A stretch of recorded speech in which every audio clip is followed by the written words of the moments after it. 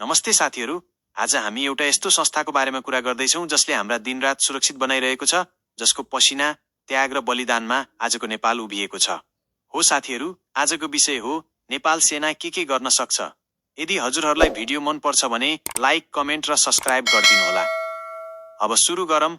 धेरैलाई लाग्छ नेपाल सेना भनेको केवल हातमा बन्दुक बोकेर सीमामा उभिने संस्था मात्र हो। तर सत्य यो होइन। नेपाल सेना बन्दुक भन्दा धेरै ठूलो जिम्मेवारी बोकेको संस्था हो। 1. देशको सुरक्षा र सार्वभौमिकताको रक्षा। नेपाल सेनाको सबैभन्दा पहिलो र ठूलो काम हो देशको सुरक्षा। हाम्रो सीमा, हाम्रो झण्डा, हाम्रो माटो र हाम्रो सार्वभौमिकताको रक्षा गर्नु नेपाल सेनाको मुख्य जिम्मेवारी हो।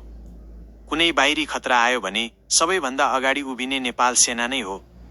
देश सङ्कटमा पर्यो भने राजनीति, जात, धर्म केही हेर्दैन, सिधै देशको पक्षमा उभिन्छ नेपाल सेना। 2.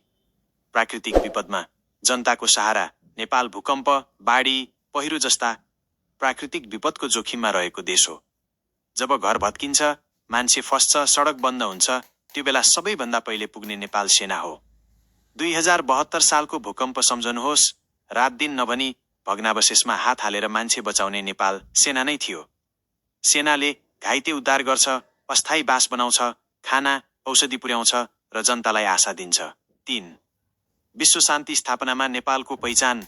नेपाल सेना नेपालभित्र मात्र होइन, विश्वभर चिनिएको सेना हो। संयुक्त राष्ट्रसङ्घको शान्ति मिसनमा नेपाल सेना विश्वका धेरै देशमा खटिएको छ। जहाँ युद्ध हुन्छ त्यहाँ शान्ति ल्याउने काममा नेपाली सेना अगाडि हुन्छ। यही कारणले नेपाललाई शान्तिप्रिय देश भनेर विश्वले चिन्छ। 4. विकास निर्माणमा नेपालको सेना धेरैलाई थाहा नहुन सक्छ। नेपाल सेना विकास निर्माणमा पनि अग्रपङ्क्तिमा छ।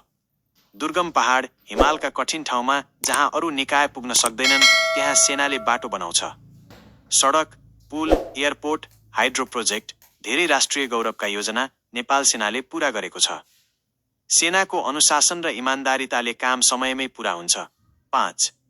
वन, वातावरण र राष्ट्रिय सम्पदाको संरक्षण। नेपाल सेना वन, जङ्गलको संरक्षणमा पनि सक्रिय छ।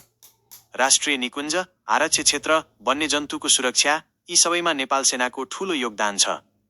अवैध शिकार, काठ तस्करी रोक्न सेनाले रात दिन निगरानी गर्छ। हाम्रो प्रकृति सुरक्षित छ भने त्यसको पछाडि नेपाल सेनाको भूमिका छ। 6.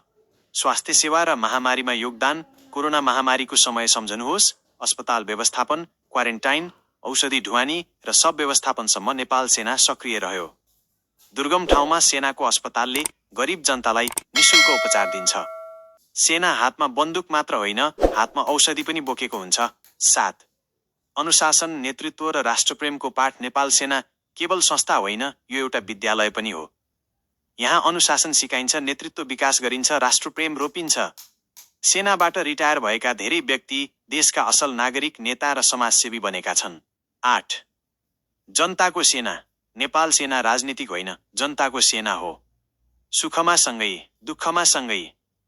जनताको आँसु पुस्न सेना कहिल्यै पछाडि हट्दैन। त्यसैले नेपाल सेना जनताको विश्वास जित्न सफल भएको छ। अन्तिम शब्द साथीहरू, नेपाल सेना केवल एउटा फौज होइन, यो देशको आत्मा हो। आज हामी शान्तसँग सुतिरहेका छौँ भने त्यसको पछाडि नेपाल सेनाको पहरा छ। यदि तपाईँलाई यो भिडियो मन पर्यो भने लाइक गर्न नबिर्सनुहोस्, शेयर गरेर नेपाल सेनाको योगदान सबैलाई सुनाइदिनुहोस्। र यस्तै राष्ट्रप्रेमी भिडियोका लागि च्यानल सब्स्क्राइब गर्न नबिर्सनुहोला। जय नेपाल, जय नेपाली सेना।